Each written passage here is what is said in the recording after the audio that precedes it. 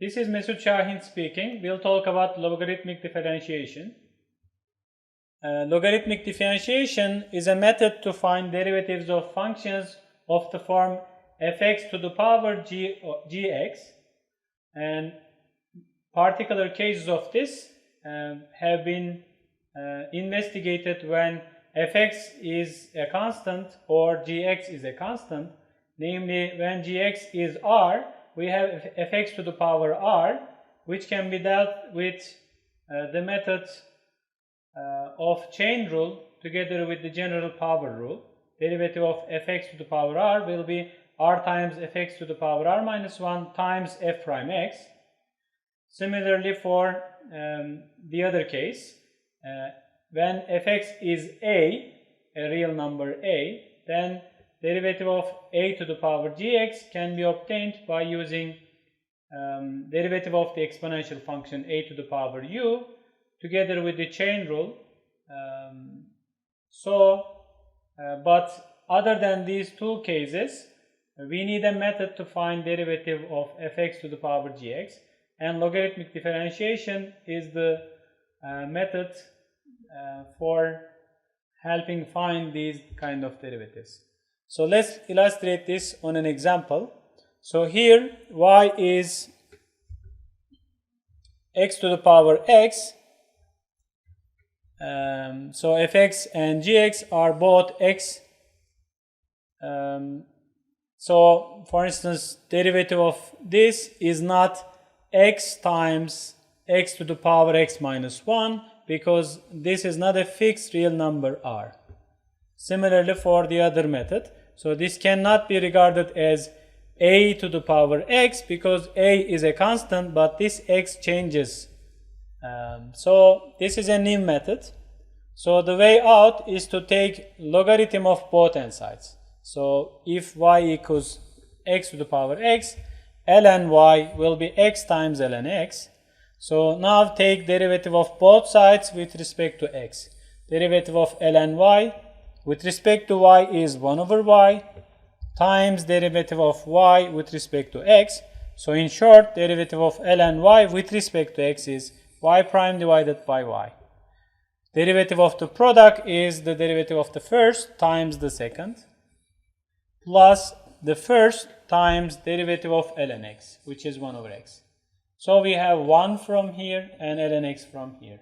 So this is the derivative of the right hand side.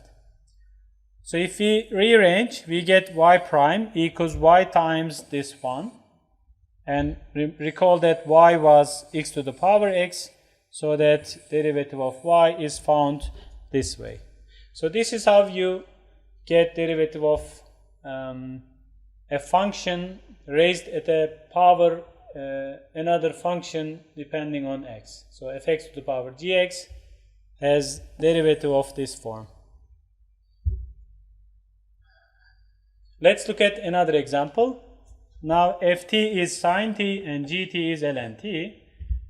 We take ln of both sides, so on the left we have ln y, on the right we have ln t times ln of sine t. So taking derivative of both sides with respect to x, we get y prime divided by y on the left, and on the right we apply product rule first.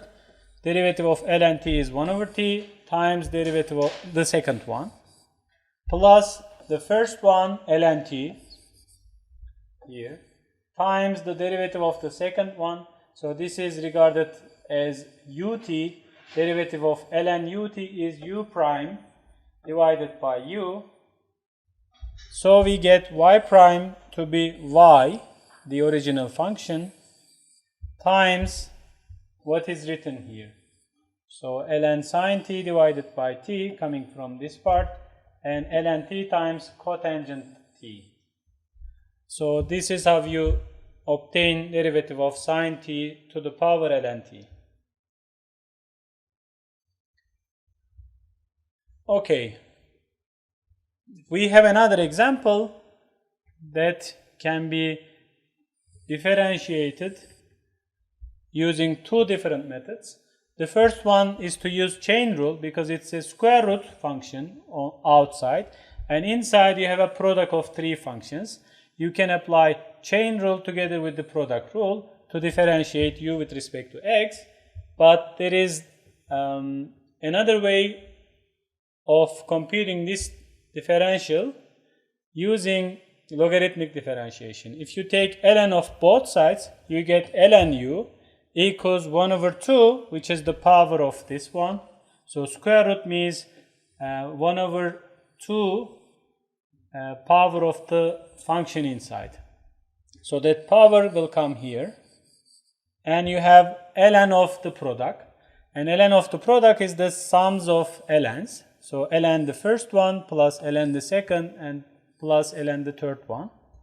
So ln of both sides will give this equality. Now differentiate with respect to x. So you get u prime divided by u, or 1 over u times u prime, equals 1 over 2 times derivative of the first part.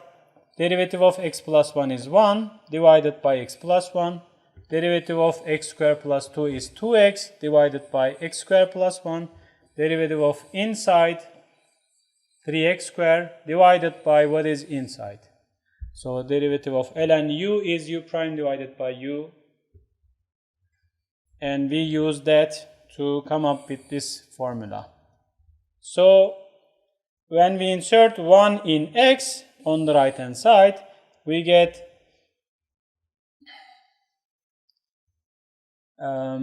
so u is here. If we write 1 here, we get 8. So u will be square root of 8. So when x is 1, u is square root of 8, or 2 times square root of 2. And since we have u here, u prime will be u times what is on the right hand side. So that 2 times square root will come here. But we have another 1 over 2 here, so they will cancel each other, and we are left with square root of 2. And then we have 1 over 2 here, because x is 1, plus 2 divided by 2, which is 1, plus 3 divided by 2. So in the end, we have the slope of u at 1 to be 3 times square root of 2. And thank you very much for your attention.